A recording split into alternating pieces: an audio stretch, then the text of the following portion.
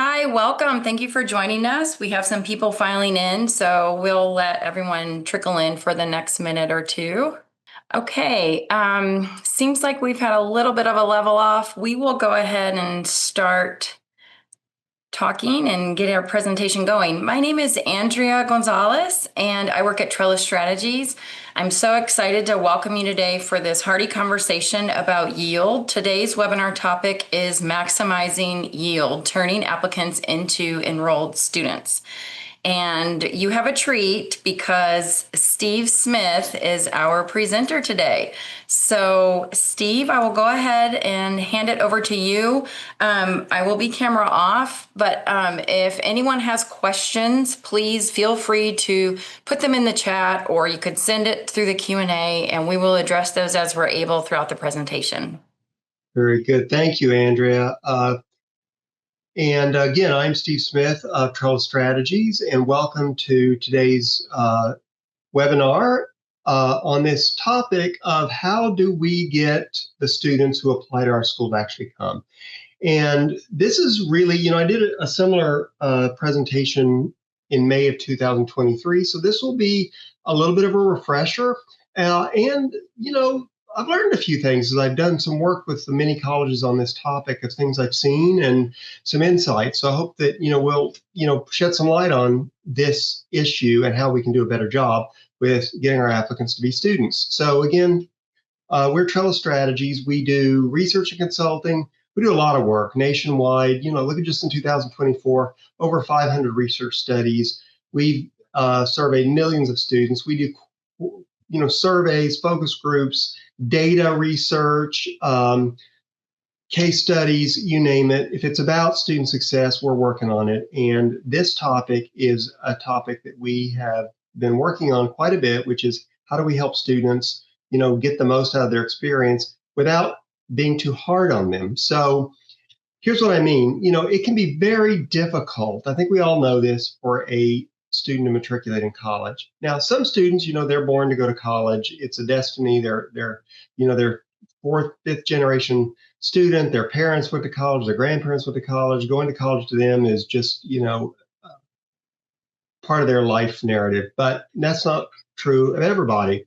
Some people, this is a choice they're making for the first time in their family. And, maybe they went to a high school that didn't have a lot of robust counseling, or they went to a rural high school where there was no counselor. And, this can be very scary and very confusing, and all the things that happen.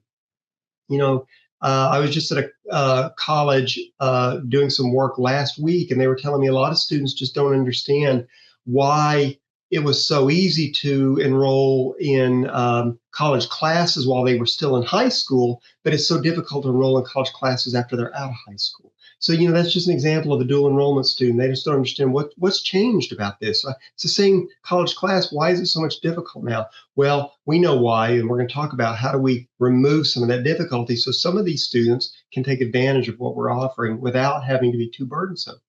So, this conversation is mostly designed for the college that, is not a real selective school. We welcome most students who apply as long as they have the credentials to be a student. I'm not directing this conversation to the highly selective institution that has got, tons of applications and they pick the best or the richest or both and they bring them into school. I'm talking about most of us, most American colleges, where we rely on students who are able to do the work to attend our school. And it's always, a toss-up of whether they're actually going to come or not. So, and I mentioned about the first generation students, they are especially at risk because they can't go home to their parents and say, what's going on? I don't understand. So we've got to deal with that issue. But how do we deal with it in a very process-oriented thing like college enrollment? It's very process-oriented. So how do we make it understandable for the students so they don't get lost in the process? Okay, so we have to make it clear, simple, and understandable. How do we do that? We know there's many, many steps. How do we create a experience for the student, though, that isn't wrapped up in steps and all that stuff, that is more understandable to them? Well, one thing we can do, we can limit the number of steps, and we're going to try to do that. make it more customer friendly.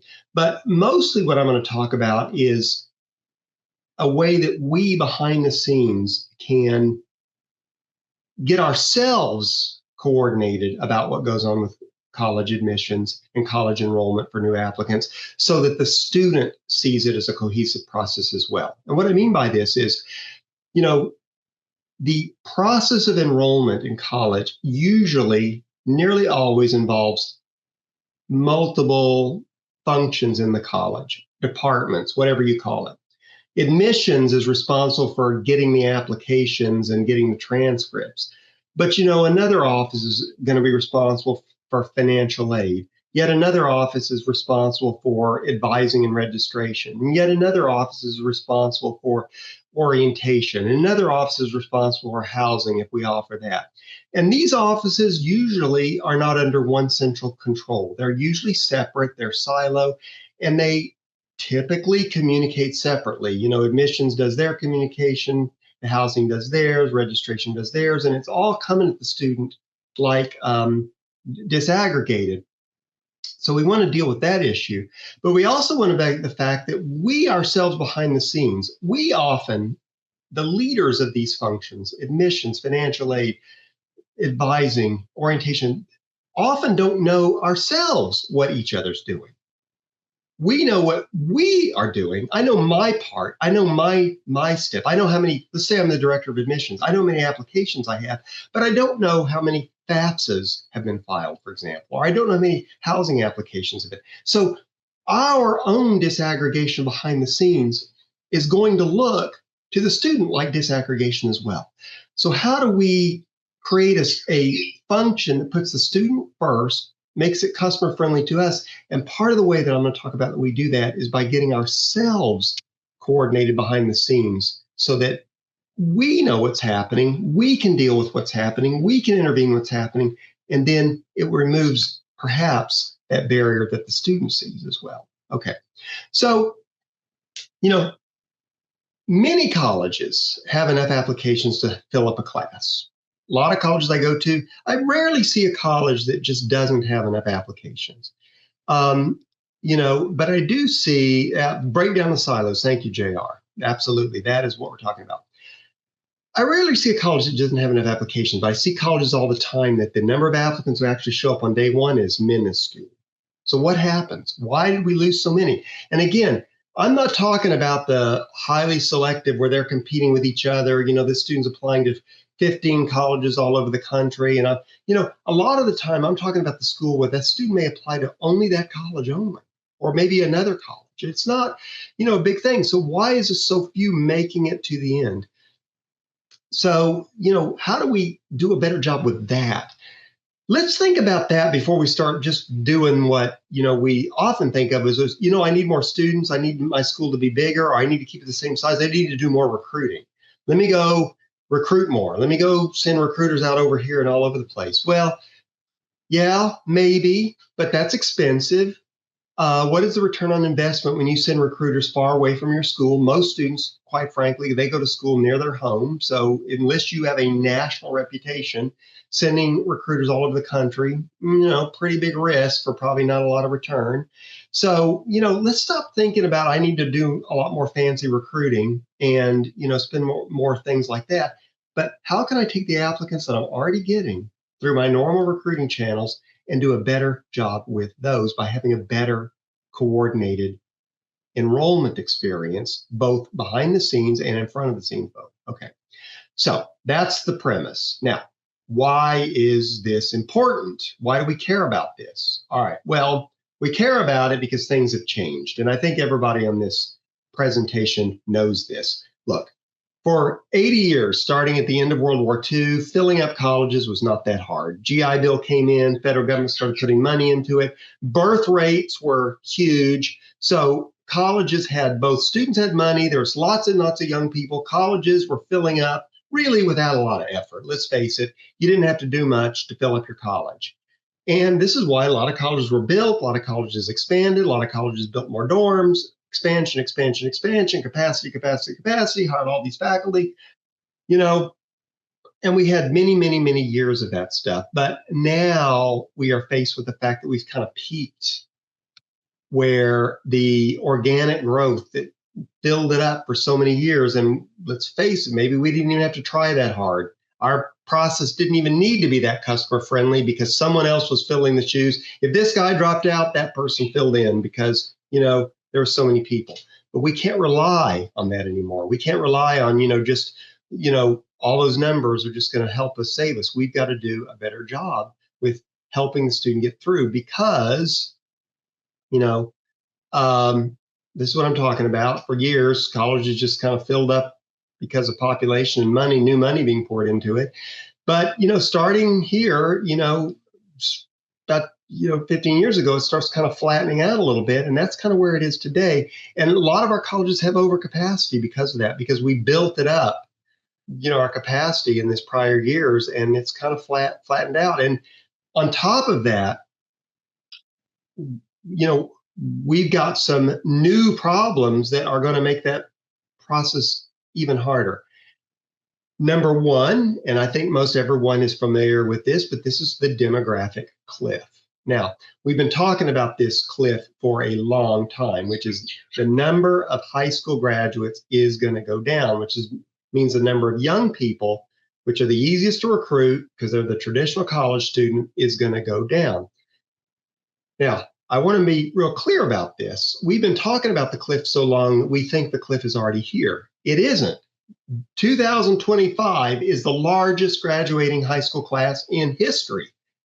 So some of you are like, wow, what are you talking about, Steve? I've got applications galore this year. Applications are flowing like crazy this year. Yes, that's right, because the cliff it's at its peak right now. May 2025 is the year of the most high school graduates. So yes, if your applications are flowing like crazy, good. But now the cliff begins. It goes down from here. And it's going to be, you can see there's like a little bit of ups and downs. There's going to be a big, gigantic other cliff in 2023. So we have got to deal with the fact that it seems all good now because the application flow, because we've reached the peak, that the cliff now begins. Okay. But we got other problems, not just demographic. Confidence in higher ed. Yeah, this Gallup poll from a couple of years ago shows in just a 8-year period, just, Gallup, they survey everything about American life, politics, healthcare, education, you name it. What's your confidence in higher education? You can see in 2015, Americans had about a 60% confidence in higher education. 3 years later, below 50%. And in 2023, below 40%, going down. Higher education, what are you talking about? Is that what I need? So people are questioning it. Look, these other surveys, these are high school students. We're being asked, how do you view these different options for higher learning? And the blue is high school students, and the 49% is non-enrolled adults. How do you view these different options? And look, on-the-job training, a course to receive a license, and a course for a professional certificate, all rate higher than college. So people are thinking, is there a faster path here? Do I need to spend time in class, or can I just get the value of some training and get my higher wage today? We're up against that. I think we all know that. Same survey.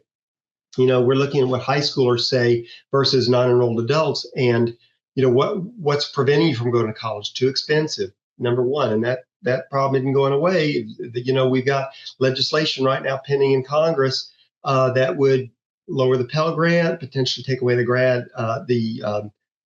Graduate Plus loan, limit loan borrowing, change the terms of loan repayment. A lot of things changing the cost of higher education as we speak. So we may be faced with this issue for a while. And then there's just some who just say they don't like school, but look at this, not worth the money it costs to attend, not worth one third. Cost benefit is not there. We're fighting against that. So we're fighting demographics. We're fighting perception. Okay. Number three, we're fighting men, because males have stopped participating at the level of females. And guess what? Men are half the population. So if full half your population is participating at less than half, well, can you make up your enrollments with women alone? Well, I think most of us know we're doing that kind of today, but that's not sustainable. You can't just only enroll women and keep your college filled up. Men are going to have to participate. So we have to deal with that issue also. Okay. And finally, just kind of a culmination of what I've just talked about. This is not the same as the cliff. This is the percentage of people who actually go from high school to college. And this number has gone down. So let me just kind of recap. The number of high school students peaked in 25 and will go down. But the number of high school graduates who are going directly to college has gone down. So compounding, three at least big compounding effects. The number of high school students who are in America, and i.e. high school graduates, going to go down. The number of those who go to college going down, and the number who say college is for me going down. So we have our work cut out for us. Is all lost? No, look at this. 43 million Americans started college and didn't finish. Can we re-recruit those students to our college? Sure, but we have to be intentional about it. You know, we'll just mention this a little bit. We've done a lot of work at Trellis Strategies on the issue of some college, no credential, and how do you deal with this student who started and didn't finish? Yeah, they've got issues, but you know, they could finish. They definitely intended to go to college, so why not get them back? But very few colleges actually have refined enrollment process around this population. Some do, but not many. And we got to treat this student where they're at. They've got transcripts, they've got life problems, they've got prior balances, all these things that we have to deal with. But can we re-recruit the student who was here before, or maybe they were at another college, but they could finish at our college? Sure. So just because the 18-year-old graduate from high school is going down doesn't mean people are going down, but we may have to change the way we, look at it. Okay. So in recap, number of high school graduates declining, confidence declining, participation declining. You may not be able to recruit your way out of this problem. Okay. That's my point. Sending out new recruiters and new, billboards and, Google ads and all that stuff may not produce the returns. We may have to do a better job, or start with doing a better job of the applicants we already have, so that the student will experience the process as something they can understand, and we behind the scenes can coordinate our work better. Okay, so this is why we do this enrollment tracker, and I've done this with a lot of colleges, which is try to help them view their process holistically, not as a series of office functions, but as a holistic process. Okay, so we all know this metaphor, the funnel, which is used in college admissions and things like that all the time, any kind of sales process, really, where you are saying, I lose people as I go through this process. Outreach, that's the high school fairs, the recruiting, the names from the internet. I need to get them to apply. I need to get them to turn in all their stuff to have a complete application, like their transcript and test score. Then I admit them, and then I got to do all the stuff that it takes to enroll afterwards, like get their FAFSA in and their housing in and their orientation done. And some colleges need health certifications and, all this stuff. And every time we don't move student from one of these steps to the next, well, they can't complete the steps below it. So we lose people. So, let's start at the beginning. I can maybe get a ton of people to apply, but if I don't get them to complete the application, in other words, turn in their minimal documents to be admitted, like high school transcript, for example. If I don't do that one step one, I can't do step 2, 3, which is admit them. And I certainly can't start working on their sending them a financial aid package and housing and enrollment and registration because I haven't admitted them yet. So are we tracking how many people move to step 1? How many move to people step 2? Are we working on making sure that we don't lose people at every single step? Are we counting it? And moreover, are we coordinating our work behind the scenes? Or are we doing what so many colleges do, which is admissions deals with the applications and then sends the student a big, gigantic email with, you need to do these 50 steps and then you can be a student here. I even have some schools describing these steps as holds. You need to lift these holds and then you can be a student. So we're sort of putting the burden completely on the student. Let's go back to that issue of saying holds. I've held your registration. I've held your progress until you check these boxes off. That's putting the burden on the student to do the work, him or herself. Well, as I said earlier, that may no longer work, because once that guy leaves this process, he doesn't move from step 2 to step 3 or step 3 to step 4. There may be nobody coming behind to fill that spot. So we got to do a better job of making sure everybody moves to the next step without making, here, student, it's your job now. We did our part. We sent you an application, and now, you need to coordinate with all our different offices. No, we need to coordinate with the student on all our different offices so they see it as holistic, so that this doesn't happen. It all falls apart. Okay. So again, what did we do in the past? We went and tried to get more applications through more recruiting. May not work. Plus, so many colleges I do this work with, they already have enough applications. Okay. There may be technological or process solutions that help, like automatic admission. Some that was talked about here a while, and I don't know how many schools are using it, but we're not even going to require you to apply. We're just going to admit you, but you still have to do stuff at almost every college just to really make it to the finish line.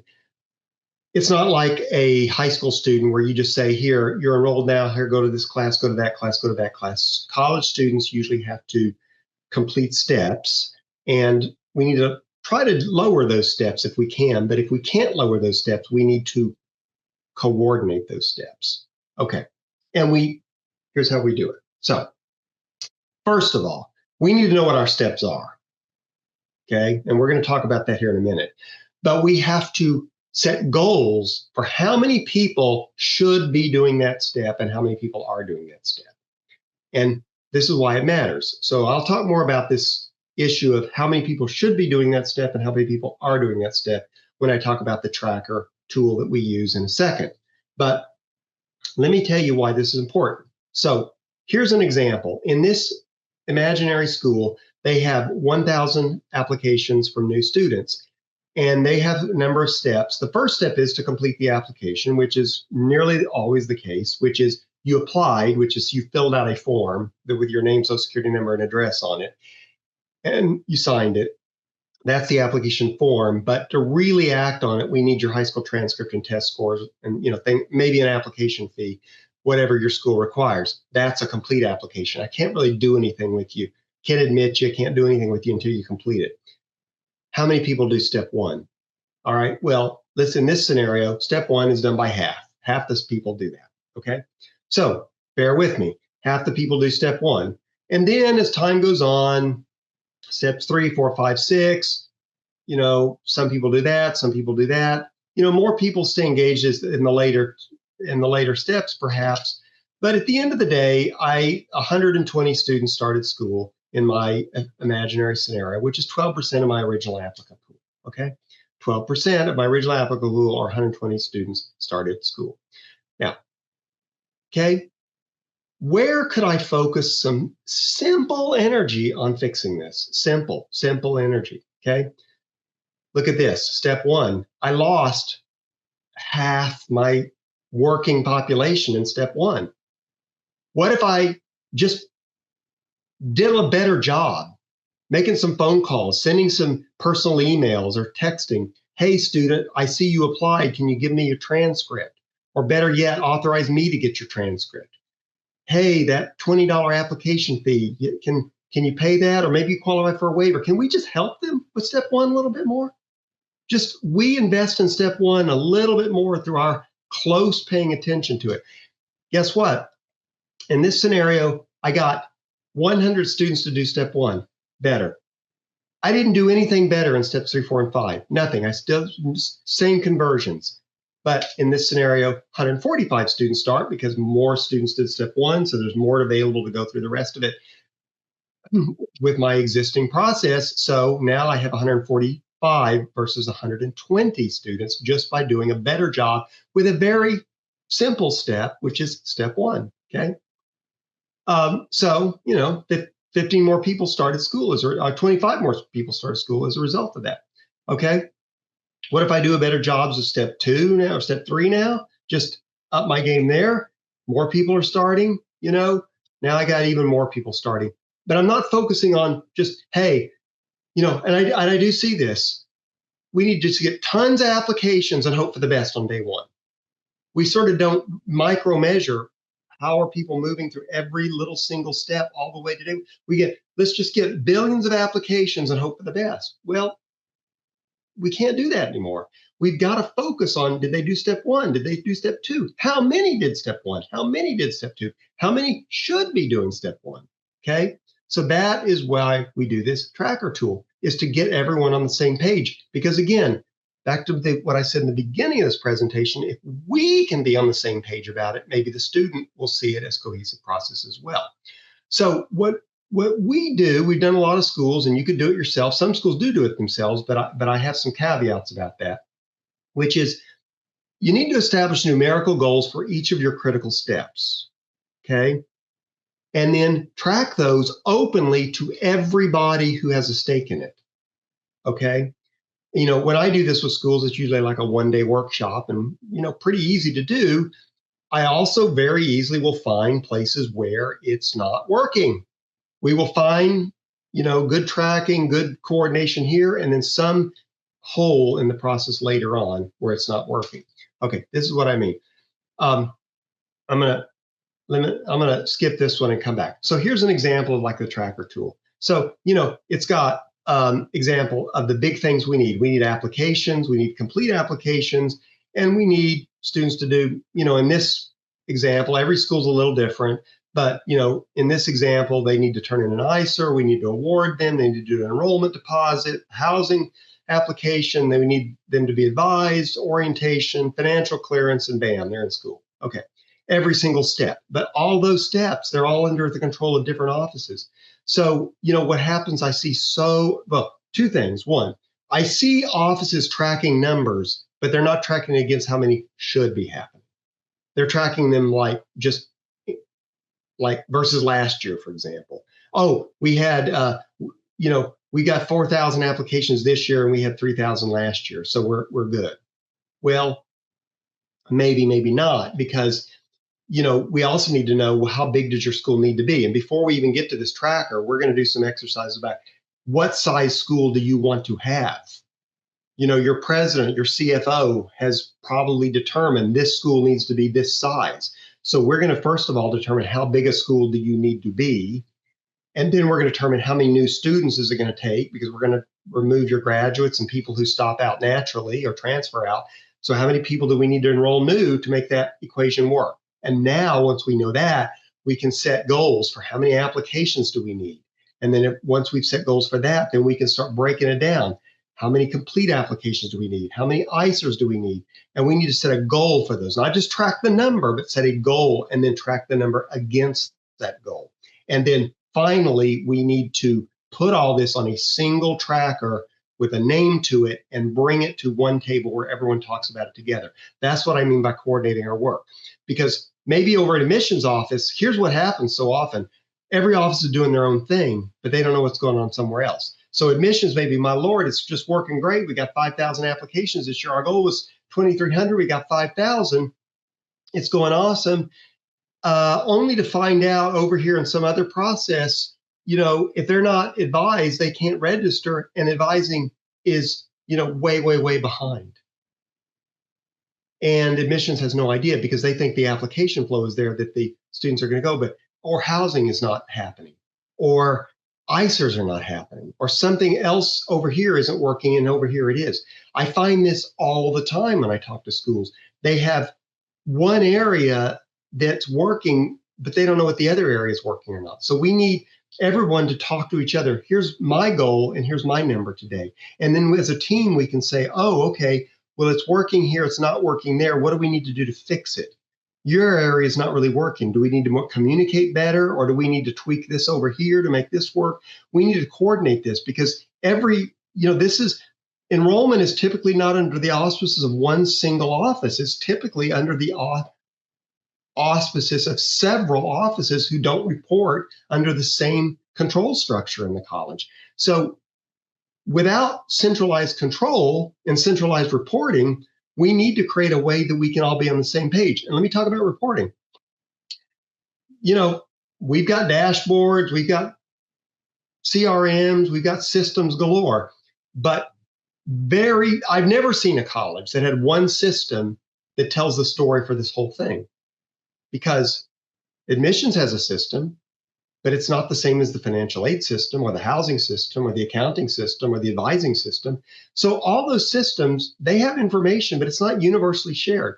So this is a way of coordinating all this. Another thing, sometimes I have schools tell me, well, I do all this. I get the numbers from all those different areas. Great.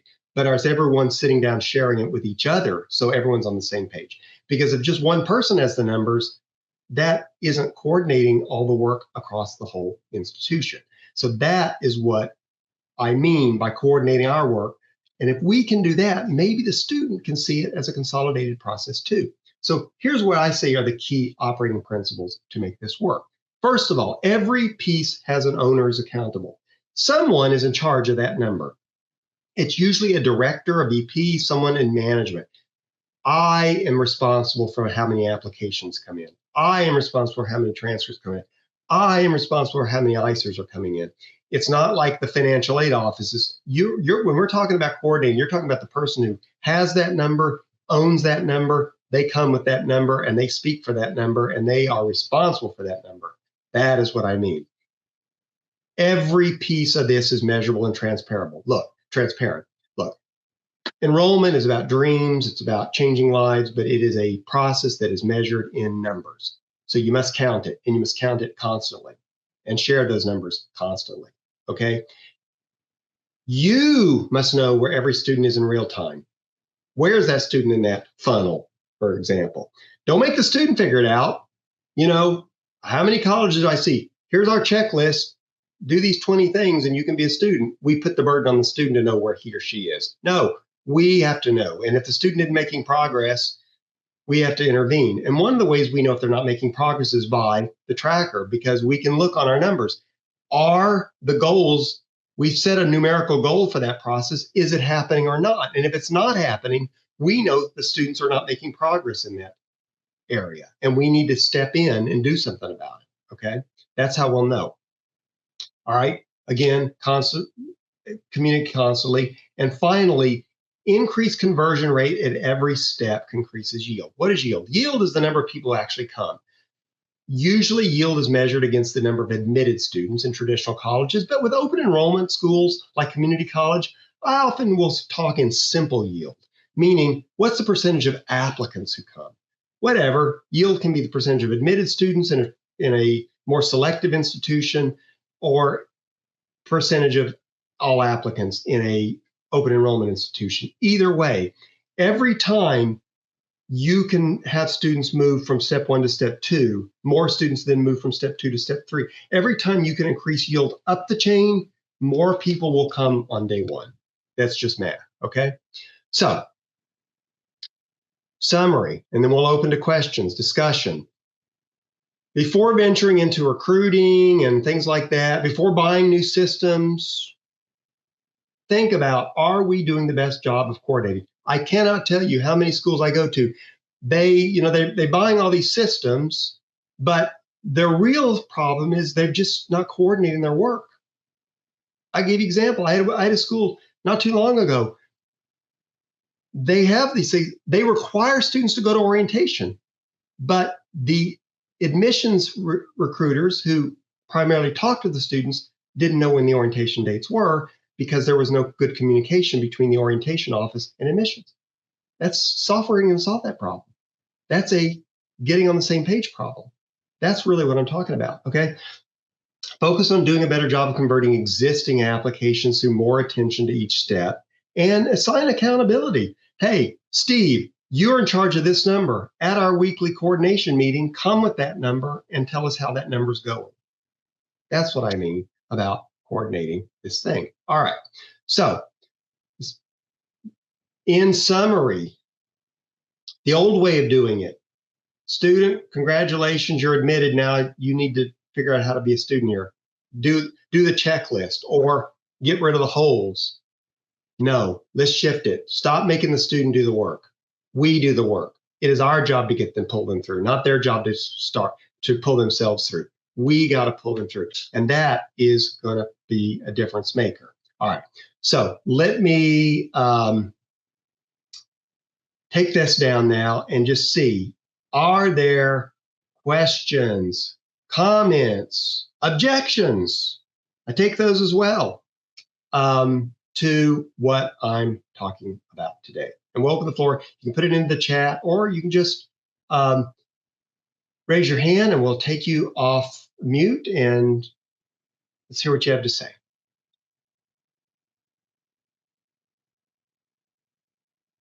Okay. Can we get the recording? So, Andrea, the question is, can we get the recording? I believe we post the recording very soon after this is complete. Is that right? Yeah. We're expecting to have this posted to our past, I'll put the link for the past events page. We'll also email it out to everyone who registered.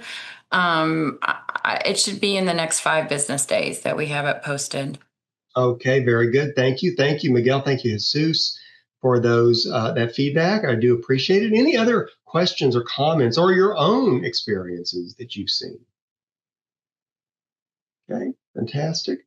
I do invite a number of, before we will keep the floor open just for a second. I do invite, we do have a number of our Trellis Strategies research and consulting teams here today as well. If any of our Trellis Strategies team would like to share their own insights on anything you've seen through our own research or the numbers, that is also helpful. We invite those comments as well.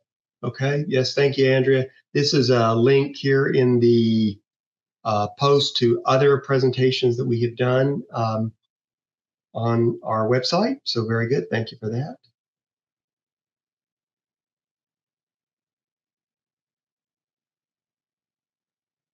See that question, Steve? I'd like to ask, what is the best method that you or your team may have found for breaking down the information silos? Well, what I do, and here's the work that we do, and I think it does work for some schools.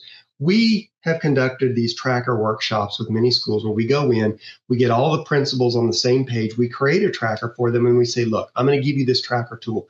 Have your meeting of your key people come together in your enrollment team. Some schools have these enrollment teams already. Just when you come with your numbers and share those numbers. I don't really think it's complicated. I think we just have to have good numbers that we agree on, a tool. And look, the tool that we have is Excel. It's not a software. It's simple. We will help you create it and we'll that kind of thing. It is not complicated, but what it does do is create a good number that you can stand by and talk about. So create a team, bring the tool to that team, everyone share their number, and if something isn't happening as it should be happening, share it, talk about it, explain it, and agree as a group. Where do we need to maybe intervene or do something new or different to make it work? Nothing's going to be perfect. Some things in life are not going to be working well, but that's why if you share them early, there's no surprises at the end. I did have the pleasure of sitting with you through a few tracker tool implementation meetings, Steve. And one thing I did notice was us being a third party asking leadership around the campus to meet together. It seemed to be the first time some of them had done that. And I think it did help to have like a third party saying, no, we need you to join us, because sometimes there are those silos on campus and people just don't think, no, I don't need to be at that meeting. They've asked me, but I'm housing. I don't need to go to this enrollment management meeting. And so it is great for us to sometimes be this outside voice, hosting something that maybe you all have tried on your own. And, it's like your kids, they will tell you something someone else told them that was brilliant. And you're like, I've said that to you 5 times and you don't think it was brilliant. But no, that is true. Sometimes just by having our tool and method in our conversation starter. It can help bring to light things that everyone already knows already, but it may make the conversation move ahead a little bit easier. And I do find that all the time. And look, it is sometimes I will find a school that has everything coordinated very perfectly, but it is rare. Most of the time, I will go through the process in a half-day thing and say, what's step one, what's step two, what's step three, and I will find the leak. Here's where it's not, the deal isn't being finished and you're losing people right here. Almost always. Not always. I did a school a couple of weeks ago. They had no, I would say they had no leaks, but they were unique. They were a school that is rich in application flow.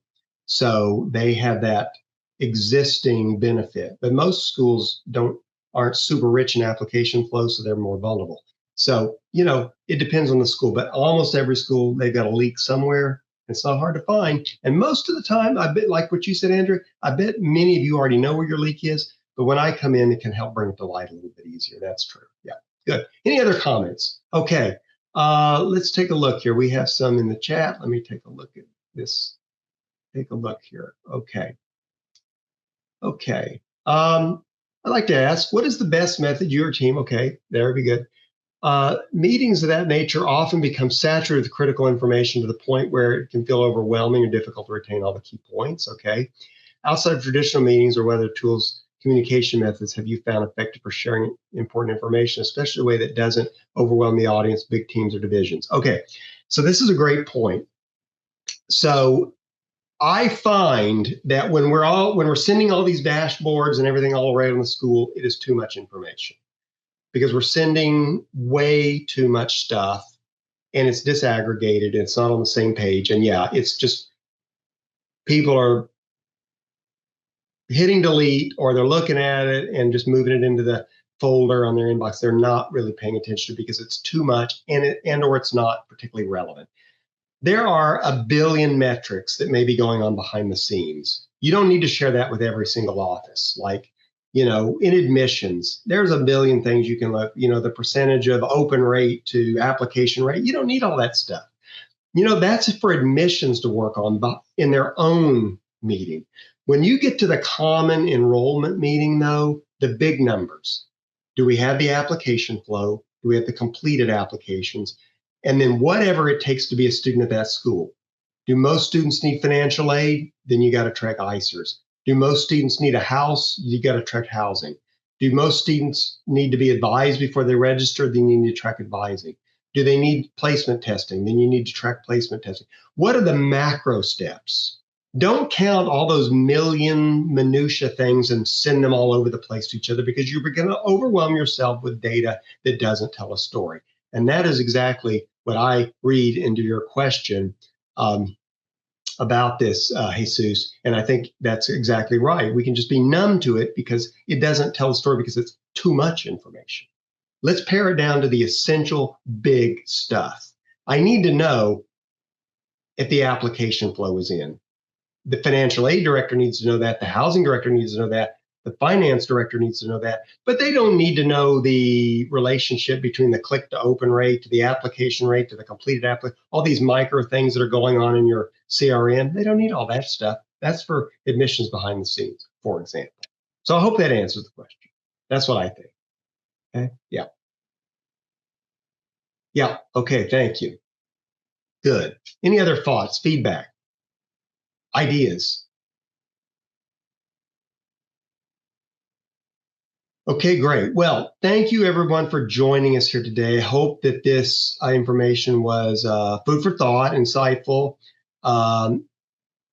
If we can be of assistance to your institution in any of this, you will see our contact information in the presentation we're going to be sending out. And of course, trellisstrategies.org, our website, you can contact us, or you can contact me directly, steve.smith@trellisstrategies.org.